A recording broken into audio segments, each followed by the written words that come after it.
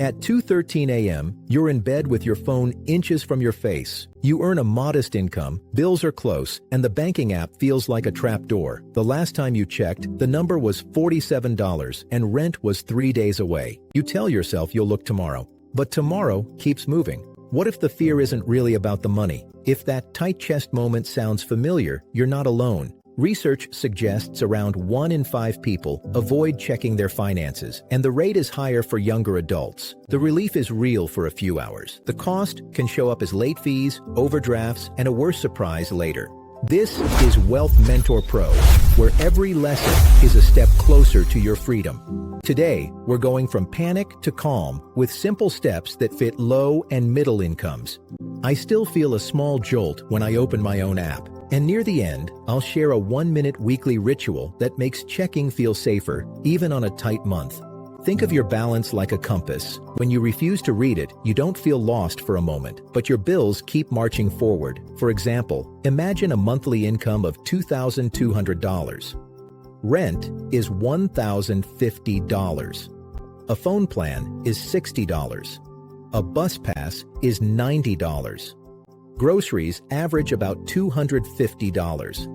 Before you even reach the middle of the month, that's roughly $1,450 committed. So when the app feels scary, it isn't because you're weak. It's because you're trying to protect yourself from a number that might confirm what you already suspect on a hard month. The fear isn't just about the dollars, it's about uncertainty and identity. Open your app for 60 seconds today and write down your balance and your next rent date. Ignoring this can trigger a $30 overdraft fee or a late charge that wipes out a day of groceries. What if the first win isn't fixing everything, but simply looking early enough to have choices? Now stay with that same compass. A compass is not a judge. It's a tool that simply says, you are here.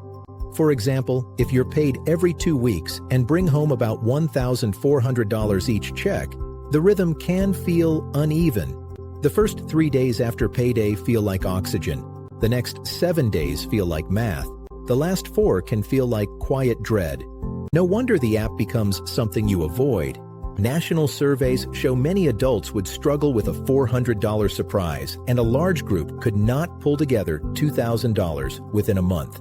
If that describes your life right now, your fear isn't irrational. It's protective. You don't need to like the number to use it. Make a simple bills first list today with the exact dates and minimum amounts for rent, utilities, phone, and transport. Avoidance can turn a $50 gap into a $150 problem once fees and emergency fixes pile up. If the app tells you where you are, could one small list tell you where to step next? Picture your money like a simple map. A map doesn't remove the mountains. It shows where they are so you can choose a safer path. For example, you open the app and see $88, then remember a $120 utility bill due in 5 days. Panic says, close it. A calmer map says, call today, ask for a split payment, and move $10 a day into that bill until payday. This is also where a lot of advice quietly misses the point. It jumps straight to big emergency funds and flawless budgets without admitting how long that can take on a modest income. Long-term goals matter, but your first goal should reduce fear quickly.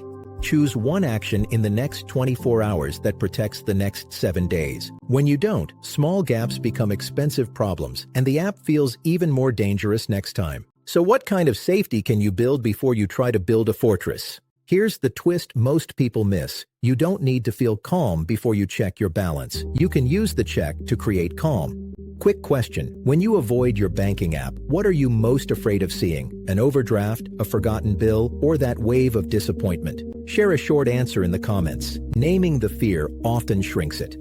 Now let's turn all of this into 3 rules that protect both your money and your peace. Rule 1. Shrink the moment. When the check is small, fear has less room to grow. For example, set a 1-minute timer and open the app once a week, even if the number is low. You're not fixing your whole life in 60 seconds. You're gathering facts. This habit reduces surprise fees and rebuilds self-trust. A tiny habit beats a perfect plan you never start. Rule 2. Check 2 things, not everything. The goal is to see what you have and what's due soon, not to audit every purchase like you're filming a documentary about your own snacks. For example, after you see your balance, look at the next 7 days of scheduled bills. If the gap is $80, you now have a clear target instead of vague dread. This turns the app from a scoreboard into a planning tool. On a $2,500 monthly income, solving an $80 gap might mean a quick call, a payment split, or one temporary cut. It's still easier than guessing. Rule 3. Build a micro buffer before big dreams. A tiny cushion changes your nervous system as much as your budget. For example, aim for $100, then $300, then $500, even if it takes a few months. That first $100 can be the difference between a calm week and a cascade of overdraft stress.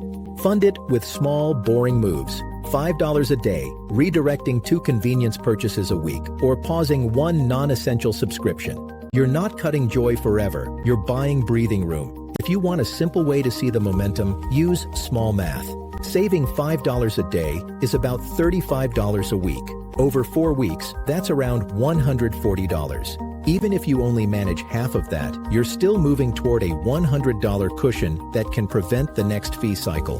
Progress doesn't need fireworks to be real. At this point, the core idea is simple. Your banking app isn't the enemy. The fear grows in the dark. The habit of looking, even briefly, turns fear into information you can act on.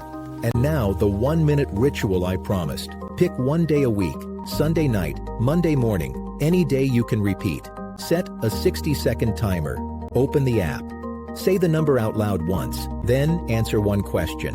What does the next 7 days require? If your balance is $312 and groceries will be $70 and transport is $25, you now know what's safe to spend. If your balance is $88 and the bill is $120, the plan is not shame. The plan is a call, a split payment, or a tiny bridge from the next check. Write the next single action in one line. That's all. When you do this weekly, the fear loses its surprise power. The 2:13 a.m. moment doesn't disappear overnight, but it changes shape. You stop treating tomorrow like a rescue mission. You start treating today like a small decision point. This is Wealth Mentor Pro. Your banking app is not a moral test. It's a tool. Use it with respect, not fear. If this helped you feel a little steadier, like the video and subscribe for more calm, practical money guidance.